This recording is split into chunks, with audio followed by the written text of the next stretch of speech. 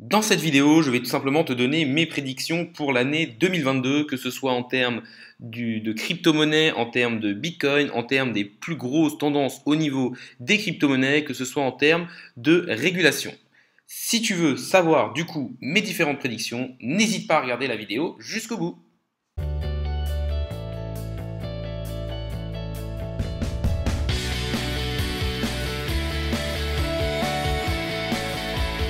Salut à tous, c'est Inspecteur Crypto, bienvenue dans la vidéo du jour qui va tout simplement parler de mes prédictions pour 2022. Alors déjà, premièrement, je tenais à vous souhaiter une bonne année à tous. Merci à tous ceux qui ont soutenu la chaîne. Clairement, on a énormément progressé. Ça fait même pas un an que la chaîne existe et il y a déjà plus de 7000 abonnés. Donc vraiment, merci à tous. N'hésitez pas non plus à liker la vidéo, à commenter en me disant pour vous comment va se passer 2022. N'hésitez pas non plus à vous abonner. Ça récompense le travail que je fais au jour le jour et ça permet de faire grossir la chaîne et la communauté. Déjà, petit disclaimer, dans cette vidéo, je vais vous donner mes sentiments et ce que je pense pour 2022. Ce ne sont pas des prédictions, je ne vais pas sortir ma boule de cristal et faire comme Adrien Irma, je vais simplement essayer de me baser sur des données, sur des graphiques et sur l'historique qu'on a sur les crypto-monnaies et les connaissances que j'ai acquis sur les crypto-monnaies et sur le Bitcoin pour vous dire que pour moi, ça va se passer de telle ou telle manière. Après, je ne suis pas non plus un conseiller en investissement financier, donc faites bien vos propres recherches et dites-vous que c'est juste un sentiment. C'est juste que j'avais envie de faire une petite vidéo comme ça, où je vous ferai peut-être aussi une petite vidéo sur un récap de 2021. Là, l'objectif, c'est juste de vous montrer toujours une façon de penser, un mindset, et du coup, en fonction des pensées, d'adapter sa stratégie. Donc, dans cette vidéo, déjà, première prédiction pour moi, elle concernera le Bitcoin. Pourquoi le Bitcoin? Parce que c'est le roi des cryptos et forcément, en fonction de ce que va faire le Bitcoin sur le cycle actuel, clairement, ça va conditionner tout ce qui va se passer sur le marché crypto-monnaie. Donc, pour moi, ma première prédiction, c'est que le Bitcoin va faire un nouvel ATH et que donc on est toujours en bull market. Je pense que son ATH se fera en 2022. Tout simplement, il y a beaucoup de choses qui me font dire ça. Déjà, il y a beaucoup d'indicateurs bullish. Pour moi, la tendance de fond est quand même toujours haussière et elle ne sera remise en cause pour moi que quand on passera à la ligne que j'ai mis là en jaune, donc aux alentours entre les 34 et 35 000 dollars. Pourquoi la tendance pour moi sera remise en cause à ce niveau-là? Parce que ici, on voit qu'il y a un M qui est possiblement en train de se former.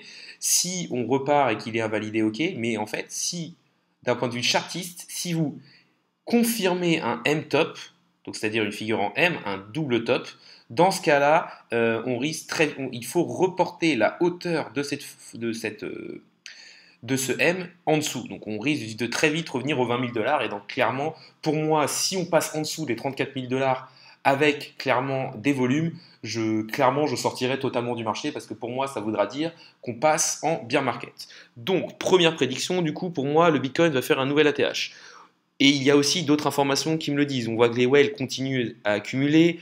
On voit que le graphique de pas mal d'altcoins sont très bullish. Et aussi, on peut aller voir sur le crypto Fear and Greed, qui est à ce niveau-là, au niveau du Scalpex Index, on voit qu'on a un crypto Fear and Greed qui, depuis plusieurs semaines, est quand même dans la peur, voire dans l'extrême peur. Et ça montre qu'on est quand même dans un moment de marché où on n'est pas du tout dans l'euphorie, où les personnes ont plutôt peur, et donc ça c'est souvent un bon moment d'un point de vue statistique pour acheter du Bitcoin. Ma deuxième prédiction crypto concerne toujours le Bitcoin. Pour moi, tout simplement, on aura un bear market.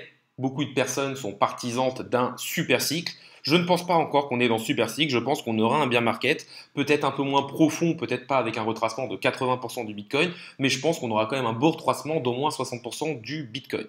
On sait que depuis le début, les cycles sont rythmés par les halvings. Les halvings, c'est tout simplement des cycles qui arrivent tous les 4 ans et c'est une division par deux de la récompense qu'on va donner aux mineurs de Bitcoin.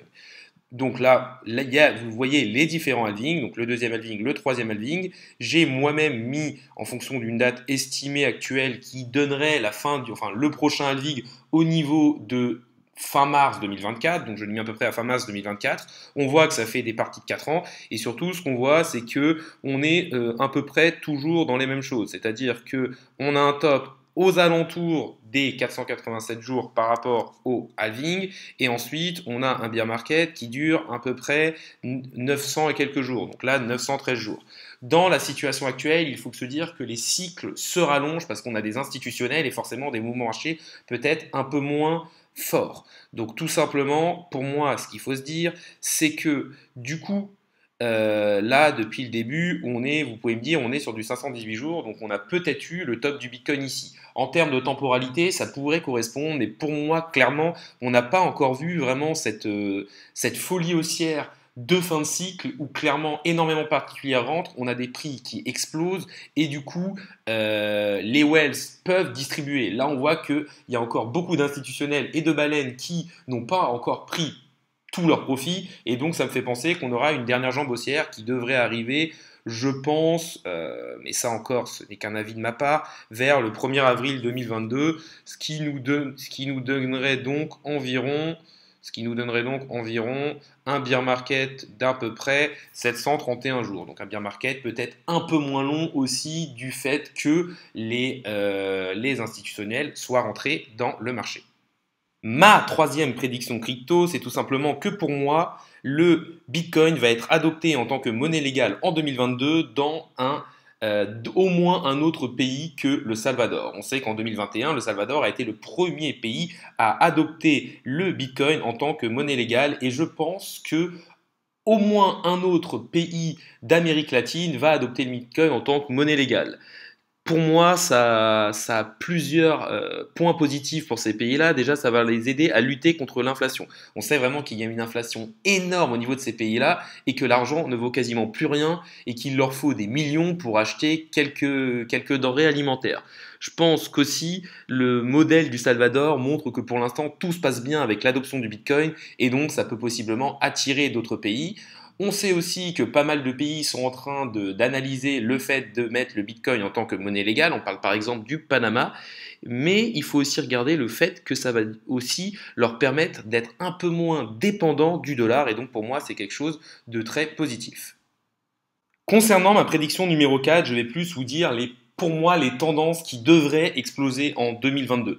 J'en ai déjà parlé avec plus de détails dans ma vidéo des top crypto pour 2022 où j'ai tout simplement sélectionné un asset dans chaque tendance qui pour moi va énormément marcher. Mais là, je vais vous parler de deux tendances qui pour moi vont être les plus grosses et le plus marcher. La première, pour moi, c'est le métaverse. Et pourquoi le métaverse? Tout simplement parce qu'il y a des entreprises aussi centralisées et qui sont des énormes acteurs au niveau de l'économie mondiale qui vont se lancer dans la métaverse. On parle de Facebook avec Meta, on parle de Microsoft, on parle d'Amazon. Vraiment, les GAFA font tout simplement se lancer dans tout ce qui est métaverse. Et ça, du coup, ça devrait faire exploser cet écosystème en 2022, sachant que là, on est en train un petit peu de digérer l'énorme hausse qu'il y a eu suite aux annonces de Mark Zuckerberg de lancer du coup une métaverse au niveau de Facebook et de renommer son groupe Facebook Meta. Donc quand même quelque chose d'énorme.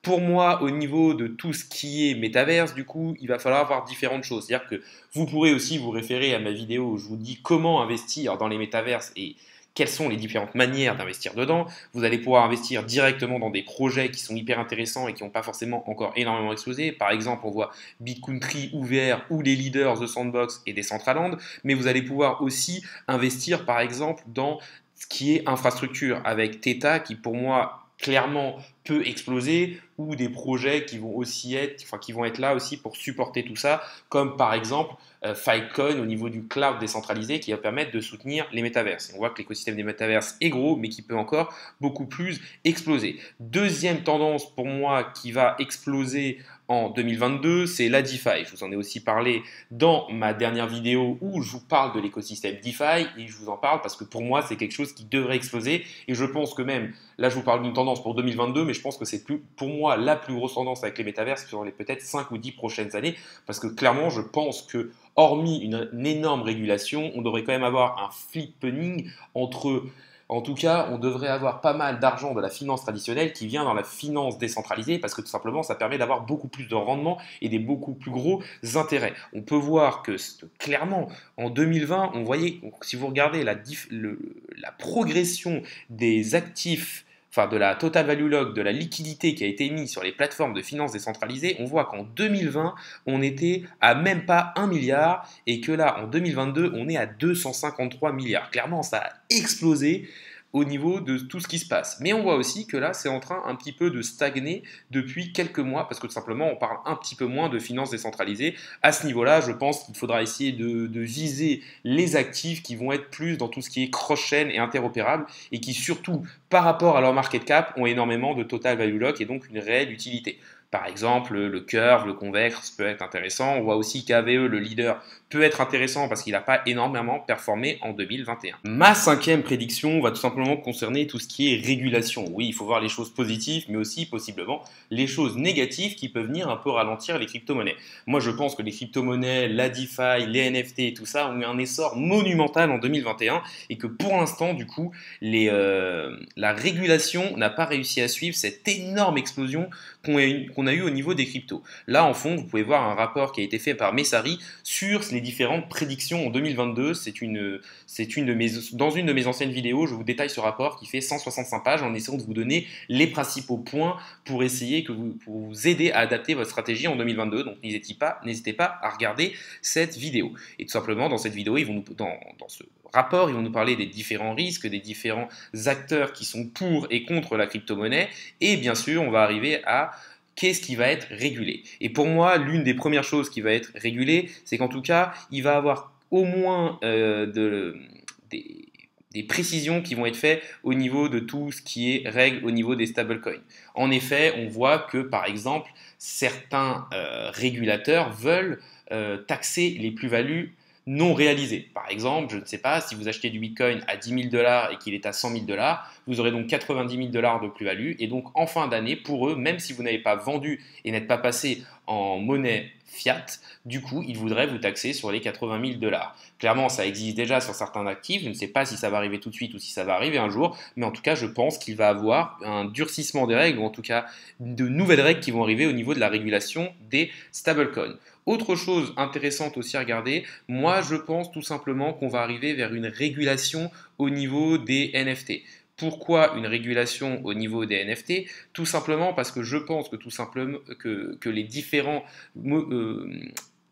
gouvernements vont vouloir taxer les produits. Et pour l'instant, clairement, on a eu énormément de volume au niveau des NFT, plus de 3 milliards de dollars d'achat de NFT. Enfin, clairement, c'est quelque chose d'énorme, les volumes qu'on a eu sur cette classe d'actifs. Et pour l'instant, cette classe d'actifs n'est pas encore régulée. Donc, je pense tout simplement qu'il va y avoir aussi des nouvelles lois, des nouvelles règles et une régulation qui va arriver au niveau des NFT pour, par exemple, essayer d'un peu plus cadrer les choses, pour dire quelle personne peut vendre des NFT et peut-être essayer aussi de taxer les gains au niveau de l'art et au niveau des NFT dans sa globalité. Ma dernière prédiction crypto concerne tout simplement la chaîne YouTube Inspecteur Crypto. Je pense que grâce à vous et grâce à votre être et la communauté qui est en train d'augmenter au jour le jour et d'être vraiment de soutenir énormément le travail que je fais, je pense qu'on peut atteindre les 10 000 abonnés avant en tout cas le bear market et atteindre du coup les 10 000 abonnés sur l'année 2022, ce qui serait quand même quelque chose de super pour la chaîne. N'hésitez pas à liker la vidéo, à commenter en me disant ce que vous pensez de ce type de vidéo et quelles sont vos prédictions pour l'année 2022. N'hésitez pas non plus à vous abonner, ça récompense le travail que je fais au jour le jour et ça permettrait aussi que la dernière prédiction se réalise. La vidéo du jour est maintenant finie, salut à tous et à la prochaine.